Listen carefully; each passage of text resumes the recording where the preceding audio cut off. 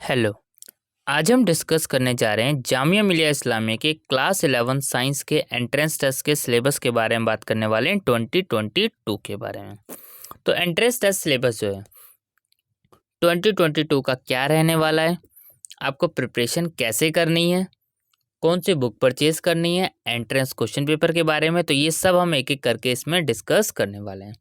अब ये जो मैं आपको एंट्रेंस टेस्ट का सिलेबस दिखा रहा हूँ,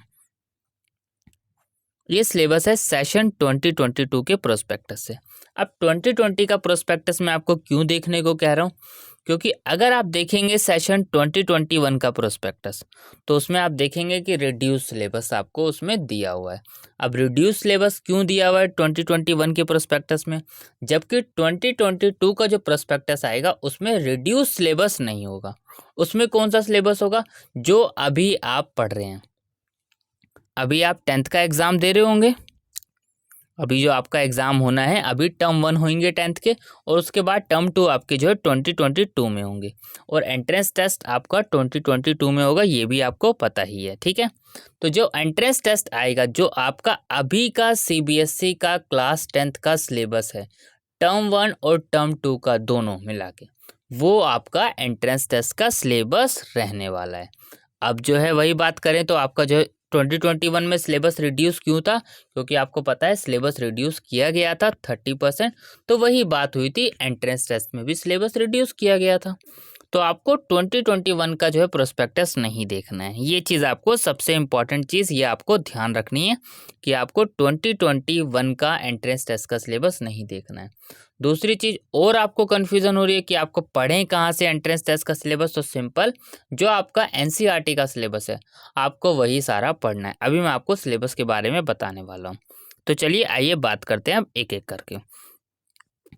क्लास 11 साइंस, तो इसमें जो आपसे क्वेश्चन पूछे जाने हैं, इंग्लिश के क्वेश्चन पूछे जाने हैं 25, जीके से 10 मार्क्स के क्वेश्चन आने हैं, फिजिक्स से 15 मार्क्स के, केमिस्ट्री से 15 मार्क्स के, बायोलॉजी से 15 मार्क्स के, और मैथ से आपके क्वेश्चन पूछे जाने हैं टोटल 20 क्वेश्चंस। ठीक है, तो टोटल जो आपके एग्जाम में पूछे जाने हैं वो पूछे जाने हैं 100 क्वेश्चन आपके पूछे जाने हैं। अब जीके क्वेश्चंस के बारे में बात करें तो जीके काफ़ी बेसिक्स क्वेश्चंस एग्जाम में जो है पूछे जाते हैं। तो जीके की आपको प्रिपरेशन करनी है, काफ़ी वीडियोज़ जो है चैनल पर अपलोड है, तो वो आप देख सकते हैं। और बाकी बात रही कि और आप वीडियोज़ के लिए आप जो है नेक्स्ट चैनल का मैं आपको लिंक डिस्क्रिप्शन में दे दूँगा, जनरल अवेयरनेस फंडा, ताकि आपका जीके पार्ट जो है स्ट्रांग हो जाए।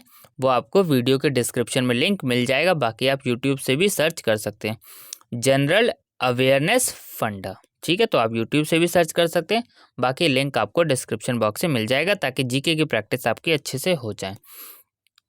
तो ये तो था हमारा जो है एंट्रेंस टेस्ट का सिलेबस, टोटल जो है 100 मार्क्स का क्वेश्चन। अब बात करते हैं सिलेबस को, अभी हम डिटेल में देखते हैं कि आपको इंग्लिश में क्या पढ़ना है, GK, physics, chemistry, biology, maths. तो सबसे पहले मैं आपको कुछ चीज़ें, इंपॉर्टेंट चीज़ें सबसे पहले बता दूँ। पॉइंट नंबर 1, क्या एंट्रेंस टेस्ट का जो सिलेबस है, देख लिया आपने सिलेबस में कौन कौन से टॉपिक है, क्या एंट्रेंस टेस्ट में नेगेटिव मार्किंग है या नहीं है। तो एंट्रेंस टेस्ट में नेगेटिव मार्किंग नहीं है, ये सबसे ज़्यादा बच्चों को डाउट आता है। सेकंड डाउट आता है, जो एंट्रेंस टेस्ट का जो क्वेश्चन पेपर है वो कौन सी लैंग्वेज में रहता है, हिंदी, इंग्लिश, उर्दू, तीनों लैंग्वेज में आता है। आपको परेशान होने की ज़रूरत नहीं है। सबसे ज़्यादा डाउट आता है, क्या sir entrance question paper English में ही आता है, क्या हिंदी में ही आता है। ऐसा तो नहीं है कि हिंदी में ना आए सिर्फ इंग्लिश में आए, तो ऐसा नहीं है, तीनों लैंग्वेज में आपका पेपर आता है। तो ये जो दो इम्पॉर्टेंट डाउट्स होते थे बच्चों को, तो अब आपके डाउट्स क्लियर हो गया होगा। अब चलिए सिलेबस देखते हैं, फिर उसके बाद एंट्रेंस क्वेश्चन पेपर और बुक्स के बारे में बात करते हैं, और किस स्टेप में आपको फॉलो करना है, किस तरीके से चीज़ें करनी है, फिर उसके बारे में हम बात करते हैं। तो चलिए एंट्रेंस टेस्ट के सिलेबस पे हम चलते हैं। क्लास 11th के साइंस का एंट्रेंस टेस्ट का सिलेबस क्या रहने वाला है। तो चलिए अब हम आ गए एंट्रेंस टेस्ट के सिलेबस पे। अब क्लास 11, तो इंग्लिश में आपको क्या क्या पढ़ना है, यहाँ पर जो है सारे टॉपिक्स दे दिए गए हैं। काइंड्स ऑफ सेंटेंसेस पढ़ने हैं, टेंसेस आपको सारे पढ़ने हैं। ठीक है, फॉर्मेशन एंड यूसेस, नरेशन और question based on unseen passage. तो इंग्लिश में आपको जो है ये सारी चीज़ें पढ़नी है। अब इंग्लिश अगर हम बात करें तो इंग्लिश के लिए आपको पता चल गया आपको पढ़ना क्या है। अब बात कर रहे हैं साइंस, केमिस्ट्री में आपको क्या पढ़ना है।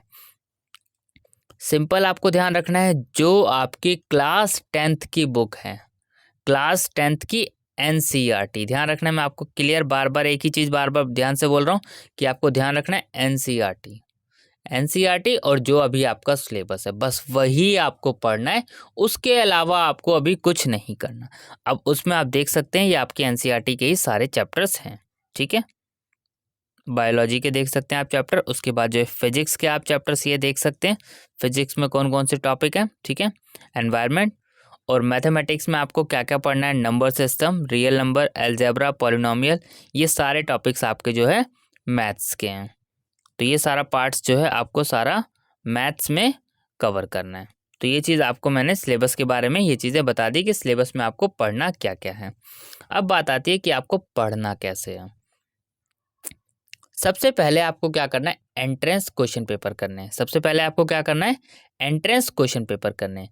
कम से कम आप 4 से 5 साल के क्वेश्चन पेपर जो है अच्छे से कवर करके जाएं। चैनल पे अपलोड है 3 साल के सॉल्यूशन जो है अपलोड है, बाकी और भी अपलोड कर दिए जाएंगे ताकि आप लोगों को कोई प्रॉब्लम ना हो।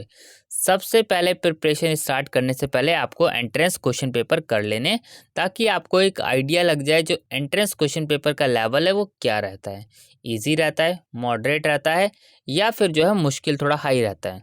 तो ये आपको ध्यान रखना है। तो जो क्वेश्चन पेपर है वो काफ़ी इजी आता है, अगर आपने एनसीईआरटी अच्छे से पढ़ी होगी तो आप अच्छे से कवर कर पाएंगे। तो सबसे पहला काम आपको ये करना है। सेकंड आपको क्या करना है, एंट्रेंस टेस्ट के सिलेबस को जब आप क्वेश्चन पेपर कर लेंगे तो सिलेबस को आप एनालिसिस कर पाएंगे और आप ये पहचान पाएंगे कि आपको पढ़ना क्या है। तो ये आपको डिस्कस करना है, फिर आपको अच्छे से देखना है कि आपको क्या क्या टॉपिक्स पढ़ने हैं या क्या टॉपिक्स आपके वीक हैं, उस तरीके से आपको करना है। थर्ड नंबर पे एमसीक्यू क्वेश्चन आपको ज़्यादा से ज़्यादा प्रैक्टिस करने हैं। अब देखिए, अब उसके बाद आपको क्या करना है, एमसीक्यू क्वेश्चन आप कहाँ से प्रैक्टिस कर सकते हैं, उसके लिए आप एक शफीक गाइड और कॉन्सेप्टम 2 बुक आती हैं, इसमें से कोई से भी आप एक बुक परचेज कर सकते हैं। आप दोनों बुक परचेज करना चाहें दोनों बुक परचेज कर सकते हैं, पर आप एक बुक ज़रूर परचेज कर लीजिएगा जिससे आप ज़्यादा से ज़्यादा एमसीक्यू क्वेश्चंस की प्रैक्टिस कर पाएँ। बट एक चीज़ आपको ध्यान रखनी है, मैं बार बार बोल रहा हूँ कि आपको पढ़ना एनसीईआरटी ही है, वो सबसे ज़रूरी है और वही आपका एंट्रेंस टेस्ट निकालने में हेल्पफुल होगी। अब शफीक गाइड और कॉन्सेप्टम इसलिए आपको परचेज़ करनी है ताकि आप ज़्यादा से ज़्यादा जो है एमसीक्यू क्वेश्चंस की प्रैक्टिस कर पाएँ, क्योंकि बिना क्वेश्चंस प्रैक्टिस के आप सीधा एग्ज़ाम देने जाएंगे तो आपको प्रॉब्लम हो सकती है। तो पॉइंट नंबर 4 आपको ये याद रखना है। अब बात आती है, जब आपने ये सारी चीज़ें मटेरियल इकट्ठा कर लिया, आपने देख लिया पढ़ना कैसे, अब जैसे ही आप पढ़ने की स्टार्टिंग करें साथ साथ हर टॉपिक्स के शॉर्ट में नोट्स बनाते जाएं, जिससे आपको क्या हो, आगे कोई प्रॉब्लम ना हो। ये आपको ध्यान रखना है, ताकि आप लास्ट में जब बचते हैं हमारे पास 2 से 3 दिन एग्ज़ाम के, तब उस टाइम आप बुक से प्रिपरेशन नहीं कर सकते, उस टाइम आपके वो शॉर्ट नोट्स ही काम आने वाले हैं। तो साथ साथ आपको जो है शॉर्ट नोट्स बनाते जाने हैं ताकि आप लोगों को कोई प्रॉब्लम ना होए, ठीक है। ये चीज़ आपको पता चल गई। अब एक बार मैं वापस आपको फटाफट चीज़ें बताता हूँ क्या चीज़ें आपको करनी है। एनसीईआरटी बुक अगर आपके पास नहीं है तो आप एनसीईआरटी बुक परचेज कर लीजिएगा। एनसीईआरटी बुक अगर आपके पास नहीं है तो आप एनसीईआरटी बुक परचेज कर लीजिएगा। और दूसरी सबसे ज़रूरी चीज़, जैसे आपको पता है कि आपने टर्म 1 का एग्ज़ाम तो पता है आपको एमसीक्यू बेस है, तो आपके काफ़ी सारे टॉपिक्स के एमसीक्यू प्रैक्टिस तो ऑलरेडी हो गई होगी टर्म 1 की चैप्टर्स की। अब बच जाएगा सिर्फ और सिर्फ जो टर्म 2 में जो सब्जेक्टिव पार्ट्स हैं, तो उसके लिए तो आपको जो है सब्जेक्टिव के अकॉर्डिंग पढ़ेंगे, आप ऑब्जेक्टिव के अकॉर्डिंग तो नहीं पढ़ेंगे, तो आपको एमसीक्यू क्वेश्चन उस चैप्टर के तो आपने कवर नहीं किए होंगे। लेकिन टर्म 1 के अकॉर्डिंग जो जो चैप्टर्स आए हैं वो तो आपने अच्छे से प्रैक्टिस कर लिया होगा। तो टर्म 2 के टॉपिक पे आपको ऑब्जेक्टिव के ज़्यादा ज़रूरत पड़ेगी, तो उसमें आपको थोड़ा ज़्यादा ध्यान देना पड़ेगा। टर्म 1 के लिए तो आप प्रिपेयर हो ही गए होंगे, तो टर्म 1 के आप ज़्यादातर चैप्टर यानी आप 50% आप कह सकते हैं सिलेबस की आप तैयारी ऑटोमेटिकली आपकी हो ही गई होगी। बस आपको फोकस करना पड़ेगा 50% पार्ट पे। तो इसलिए आपको ज़्यादा से ज़्यादा एमसीक्यू कवर करने, जिस चैप्टर को आपको लग रहा है कि ये इजी है आप कर सकते हैं आराम से, बस एमसीक्यू क्वेश्चन डायरेक्ट कीजिए, क्योंकि आपको ध्यान रखना है कि आपके पास टाइम कितना है और लिमिटेड टाइम में आपको। और सबसे ज़रूरी चीज़, जब आप सारी चीज़ें प्रिपरेशन कर लें, पढ़ लें, और कम से कम रिविज़न जो है 3 से 5 बार, क्योंकि जब आप फर्स्ट टाइम रिवीजन करेंगे तो आपको ज़्यादा टाइम लगेगा, सेकंड टाइम करेंगे और कम होएगा, थर्ड टाइम करेंगे और कम टाइम लगेगा। तो कोशिश कीजिएगा 3 से 5 बार जो है रिवीजन ज़रूर कीजिएगा जो जो टॉपिक्स आपने पढ़े हैं। बिना रिवीजन के आप एंट्रेंस एग्ज़ाम देने जाएंगे तो आपको प्रॉब्लम हो सकती है। क्योंकि मान लीजिए आपने सारा पढ़ लिया लेकिन आपने रिवीजन ही नहीं करी, तो कहीं न कहीं कुछ टॉपिक्स जो है माइंड से आउट हो जाते हैं। तो ऐसी सब चीज़ें ना हो तो इसके लिए आपको क्या करना है, सारी चीज़ें आपको अच्छे से पढ़ के और उसको रिवाइज़ करके जाना है। आपको ध्यान रखना है, एक डायरी बना लेनी कि ये टॉपिक आपने करा और टाइम टेबल के अकॉर्डिंग आपको अपनी पढ़ाई करनी है। ठीक है? Thank you.